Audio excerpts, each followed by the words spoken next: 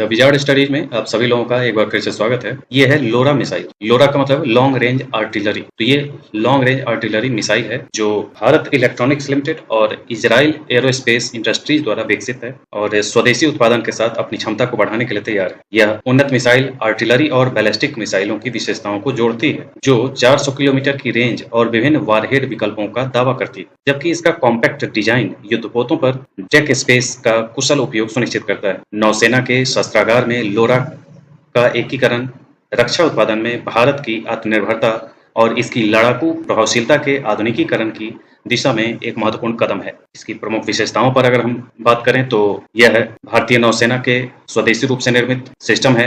यह प्रत्यक्ष रूप से जो पहले खरीद पर निर्भर होता था भारत, अब घरेलू उत्पादन में परिवर्तित हो गया है, जो रक्षा में आत्मनिर्भरता पर भारत के फोकस को उजागर करती है। लोरा की अधिकतम जो सीमा है वह 400 किलोमीटर है और 600 किलोग्राम तक का पेलोड ले जा सकता है।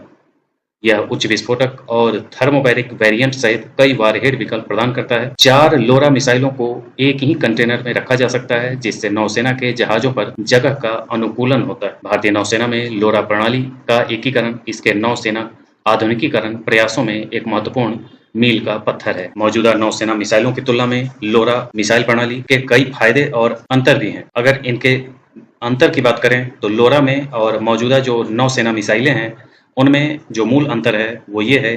अगर विकास की बात करें तो लोरा BEL और इजराइल एरोस्पेस इंडस्ट्रीज द्वारा स्वदेशी रूप से विकसित, और जो मौजूदा नौसेना मिसाइलें हैं वे अक्सर विदेशी विनिर्माताओं द्वारा प्राप्त किया जाता है। लोरा की रेंज 400 किलोमीटर तक की है, जबकि आम जो नौसेना मिसाइलें होती हैं उनकी रेंज 1000 किलोमीटर और उससे भी अधिक हुआ करती हैं, अलग अलग रेंज की होती हैं।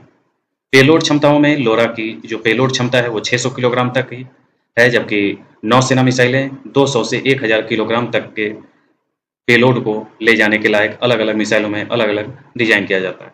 वारहेड विकल्प में देखें तो लोरा उच्च विस्फोटक, क्लस्टर, थर्मोबैरिक ये सब विकल्प को ले जा सकता है, और जो नौसेना की अन्य मिसाइलें हैं वो सीमित विकल्प देते हैं, ज़्यादातर उच्च विस्फोटक के लिए ही बनाए जाते हैं। प्रक्षेप पथ की बात करें तो ये लोरा अर्ध बैलिस्टिक टाइप है, जबकि जो नौसेना की आम मिसाइलें होती हैं वो बैलिस्टिक या सबसोनिक टाइप की होती हैं। तैनाती में देखें तो नौसेना प्लेटफॉर्म के लिए इसे डिजाइन किया गया है, और जो आम मिसाइलें नौसेना की हैं वो जहाज़ों और पनडुब्बियों सहित विभिन्न प्रकार के प्लेटफॉर्म से इसे छोड़ा जाया करता है।